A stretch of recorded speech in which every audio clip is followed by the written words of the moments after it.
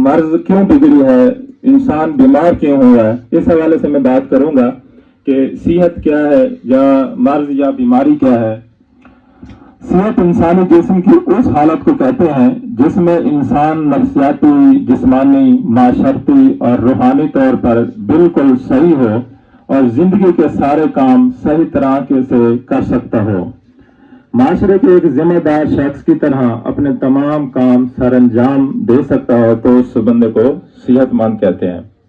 اگر وہ بیمار ہو, جب کوئی شخص نفسیاتی, جسمانی, معاشرتی اور روحانی طور پر تندرست نہ ہو اور اپنی روزمرہ کی تمام ذمہ داریاں احسن طریقے سے ادا نہ کر سکے تو اس کو بیمار یا غیر صحت مند کہا جاتا ہے. دبے ہوئے بخار یا بگڑے ہوئے بخار. دیکھیں, آج سے 50 سال, 40 سال, 100 سال پہلے اگر انسان بیمار ہوتا تھا, یا آج ہم دیکھ لیں اپنے دادی نانی یا ان کے والدین کو دیکھیں وہ کیسے علاج کرتے تھے. جب بھی انسان بیمار ہوتا تو سب سے پہلے اس کا بخار کا علاج کیا جاتا تھا اور اس کا پرہیز بھی کیا جاتا تھا. آج کوئی بیمار ہوا ہے تو ہم اس کو پوچھنے چلے جاتے ہیں تو اس کے لیے ہم پیس بھی لے لیں گے, فروٹ بھی لے لیں گے, ڈرائی فروٹ بھی لے لیں گے.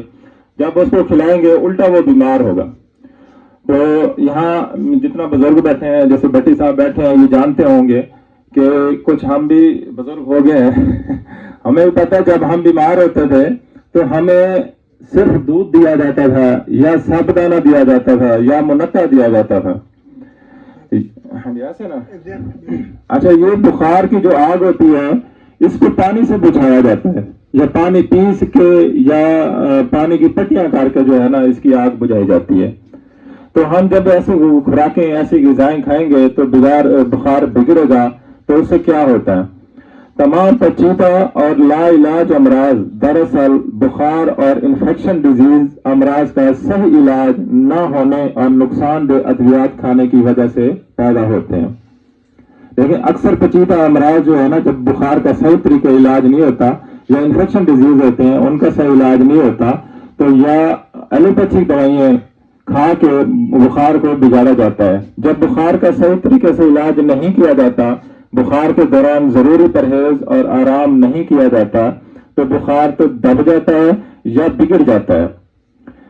بگڑا ہوا بخار بعد میں جسم کے اندر مختلف مزمن پیچیدہ لا علاج امراض کو جنم دیتا ہے, مریض کو اندر سے کھوکھلا کر دیتا ہے.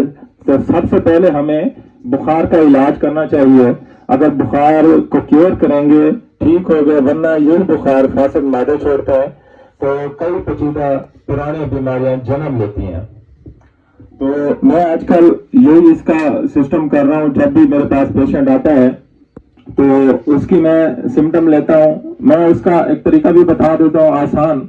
وہ ایسا کہ جو ہم نے اپنے استادوں سے سیکھا, جو اپنے سینئر سے سیکھا, وہ آپ دوستوں سے شیئر کرنا چاہوں گا.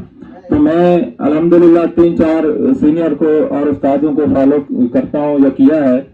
ایک میرے استاد ڈاکٹر خالد نور صاحب, بٹی صاحب جانتے ہوں گے, ملتان میں ماشاءاللہ ان کی بہت اچھی پریکٹس تھی. رات کو 2 بجے تک ہم ان کے پاس پریکٹس کرتے تھے. سن 2003 میں فوت ہو گئے. اللہ پاک ان کو جنت الفردوس میں اعلیٰ مقام عطا فرمائے. دوسرے استاد میرے ڈاکٹر آصف ترین صاحب ہیں, جن سے میں نے ہومیوپیتھی سیکھی ہے. ملتان کا ایک نام ہے, آپ سب دوست جانتے ہوں گے.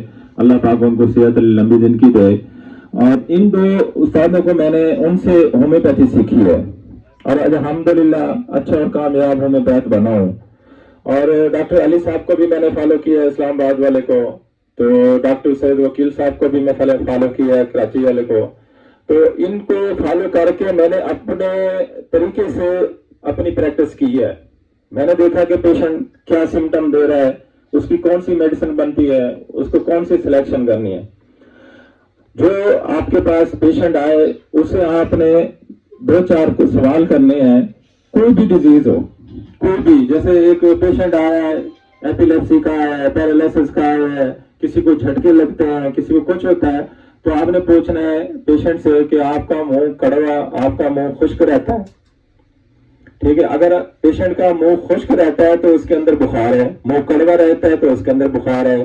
اگر اس کو ٹھنڈے پسینے آتے ہیں، گھبراہٹ ہوتی ہے، تکلیف دن کو ہوتی ہے، شام کو ہوتی ہے، سر میں درد رہتا ہے، کندھوں میں درد رہتا ہے، تو یقین کریں اس کا جب ہم اس کی میڈیسن، اور جیسے جیسے پیشنٹ کا منہ خشک ہوتا ہے تو میں بربریس ولگریس 30 کی 1 قطرہ ڈالتا ہوں، وہ میں 2 منٹ بعد پوچھتا ہوں تو اس کا منہ خشک جو ہوتا ہے نا وہ ختم ہو جاتا ہے۔ پیشنٹ کہتا ہے ڈاکٹر صاحب آپ میری نا طبیعت بالکل ٹھیک ہے۔ اگر منہ کڑوا ہو تو اس کو میں لیکوپوڈیم دیتا ہوں، لیکوپوڈیم 30 کے 1 ہی قطرہ، تو اس کا جو ہے نا منہ کا خشک زبان ہے نا وہ بالکل صحیح ہو جاتا ہے۔ اس کے بعد اگر انسان دیکھے آج کل انسان کیمیکل خوراک بہت زیادہ استعمال کر رہا ہے، کیمیکل سے چیزیں بنی ہوئی بہت زیادہ استعمال کرتا ہے، انسان کی جو قوت مدافعت ہے نا وہ روز بروز ڈاؤن ہوتی جاتی ہیں۔ قوت مدافعت کو بڑھانے کے لیے 2 میڈیسن بہت اچھی ہیں، ایک آیوڈیم، ایک کریازوڈ۔ آیوڈیم غدودوں کو بہتر کرتی ہے اور کریازوڈ جو ہے نا جسم کی جو قوت مدافعت ہے وہ ڈاؤن کرتی ہے، اس کو بہتر کرتی ہے۔